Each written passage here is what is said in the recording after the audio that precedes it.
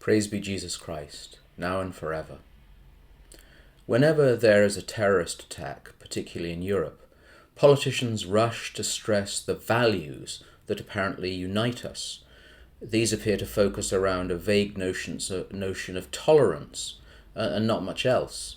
It might be worth asking, what foundation are these values built upon, and is that foundation stable?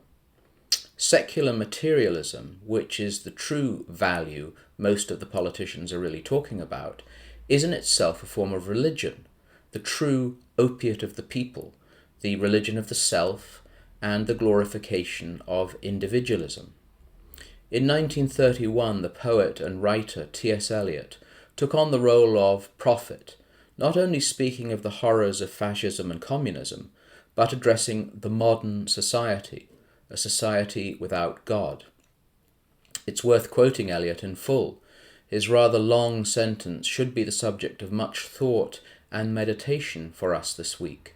He wrote, "The world is trying the experiment of attempting to form a civilized but non-Christian morality.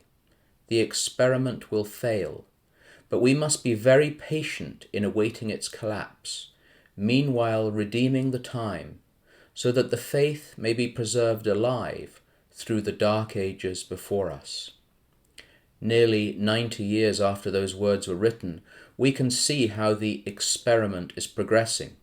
Even after the Holocaust, the gulags, the revelation of what atheistic systems were capable of doing to the human person, this foul experiment has continued. So-called civilized nations, most of the world, enshrine in law the right to murder the unborn child in the womb.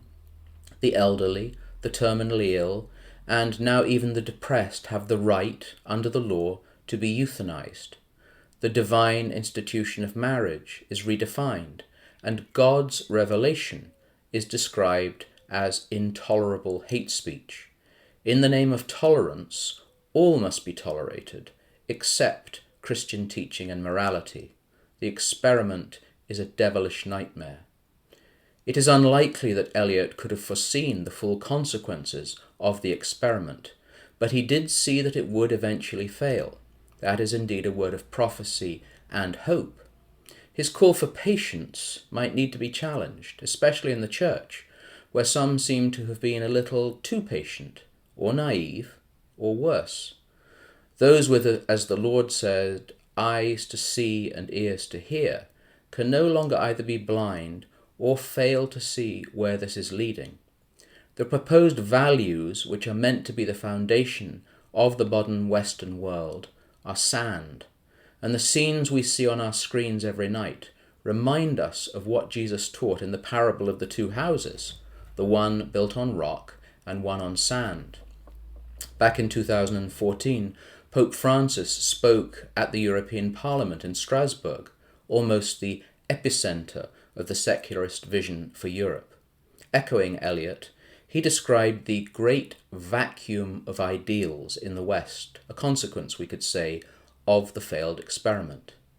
Yet it is possible to see an awakening. In the great nation of Hungary, for example, family-friendly policies have lessened divorces, increased marriages, and increased the birth rate. There seems to be a greater realization among the properly formed or newly converted that patience awaiting the collapse of this civilization without God is no longer possible. The redeeming of time and preserving the faith through the dark ages is being accomplished with little points of light in monasteries, schools, families, and small Orthodox Christian communities in the West. For no other foundation can anyone lay than that which is laid, which is Jesus Christ, said St. Paul. We bow and kneel before one King, who is the source of our civilization and the only hope for its future. At the name of Jesus, every knee should bow, in heaven and on earth and under the earth.